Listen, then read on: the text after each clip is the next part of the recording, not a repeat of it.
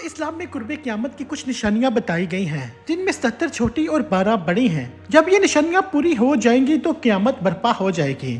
اب اس حوالے سے دوستوں آپ کو بتاتے چاہیں گے کہ اس ماہ رمضان کے حوالے سے بھی ایک بڑی نشانی کا بتایا گیا ہے۔ اس ماہ مبارک میں وہ کون سی ایسی بڑی نشانی ہے کہ جس سے ہمیں پتہ چلے گا کہ قیامت سے پہلے آخری رمضان المبارک ہے۔ اس حوالے سے دوستوں رسول پاک صلی اللہ علیہ وآلہ وسلم نے کیا فرمایا، احادیث مبارکہ کی روشنی میں اس حوالے سے ہم آپ کو آگاہ کریں گے۔ دوستو انفو وائس کی ایک نئی ویڈیو میں خوش آمدید۔ اگر آپ انفو وائس پہ نئے ہیں تو انفو وائس کو سبسکرائب کر دیں تاکہ آپ کو اور بھی ایسی ہی انفارمیٹیو ویڈیوز دیکھنے کو ملتی رہیں۔ دوستو قیامت کی نشانیوں کے حوالے سے علماء کرام نے اب خطرے کی گھنٹی بجا دی ہے اور بتا دیا ہے کہ ان میں سے بیشتر نشانیاں جو ہیں وہ پوری ہو چکی ہیں اور اب قیامت قریب تر آ چکی ہیں۔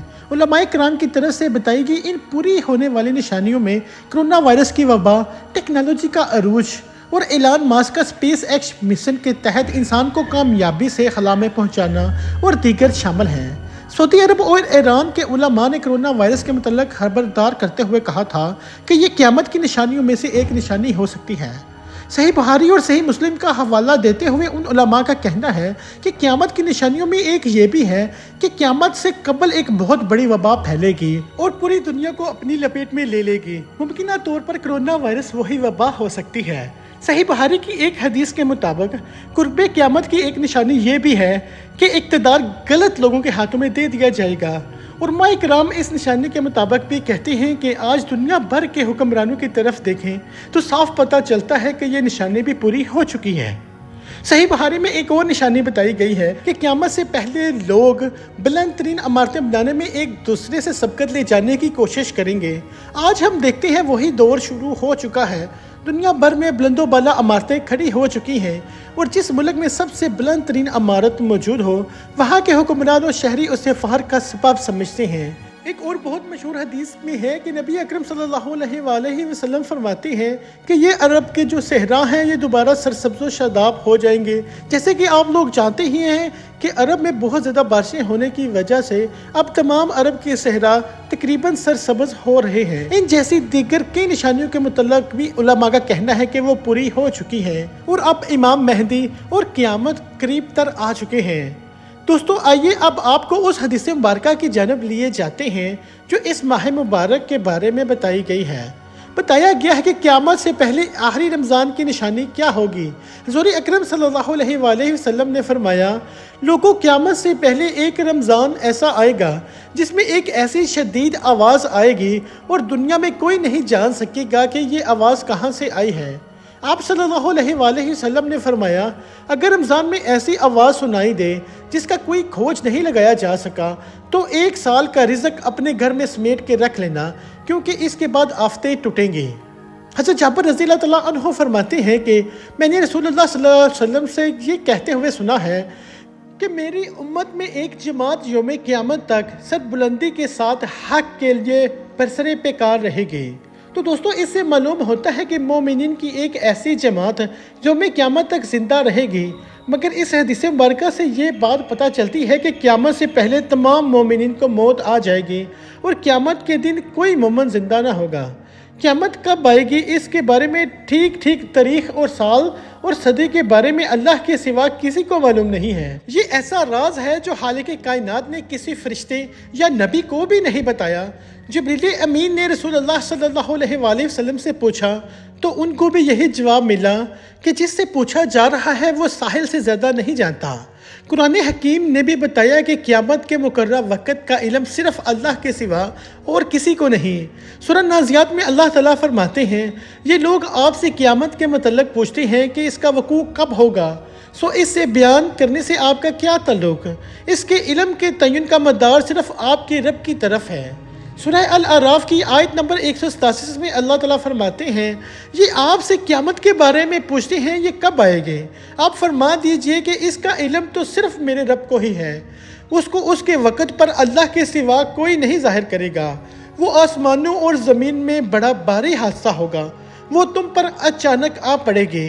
وہ آپ سے اس طرح پوچھتے ہیں جیسے گویا آپ اس کے تحقیقات کر چکے ہیں۔ آپ فرما دیجئے کہ اس کا علم صرف اللہ ہی کے پاس ہے، مگر اکثر لوگ جانتے نہیں۔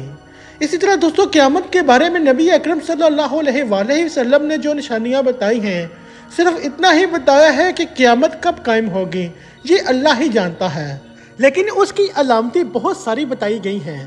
صحیح مسلم کی حدیث مبارکہ ہے، بے شک اللہ عز و جل ایک ہوا بھیجے گا جو ریشم سے زیادہ نرم ہوگی، بس جس کے دل میں ایک دانہ یا ذرے کے برابر بھی ایمان ہوگا وہ اسے نہ چھوڑے گی اور اس کی روح قبض کر لے گی۔ قیامت نہ آئے کہ جب تک یہ کیفیت نہ ہو جائے کہ زمین میں اللہ اللہ نہ کہا جائے۔ اور ایک جگہ فرمایا گیا کہ قیامت ایسے کسی شخص پر نہیں آئے گی جو اللہ اللہ کہتا ہو۔ اور صحیح مسلم کی ہی ایک اور حدیث مبارکہ ہے کہ قیامت نہیں آئے گی مگر صرف بدترین لوگوں پر۔ اور دوستو قیامت کی علامات کبریٰ کے حوالے سے بات کی جائے، جو سب سے پہلی علامت ہے وہ حضرت امام مہدی علیہ السلام کا ظہور ہے۔ احادیث مبارکہ میں حضرت امام مہدی علیہ السلام کا ذکر بہت تفصیل سے آیا ہے کہ حضرت امام مہدی حضرت سیدہ فاطمہ الزہرا کی اولاد سے ہوں گے، نام محمد، والد کا نام عبداللہ ہوگا۔ حضور صلی اللہ علیہ وآلہ وسلم سے بہت مشابہت ہوگی، پہلے ان کی حکومت عرب میں ہوگی، پھر ساری دنیا میں پھیل جائے گی۔ 7 سال حکومت کریں گے۔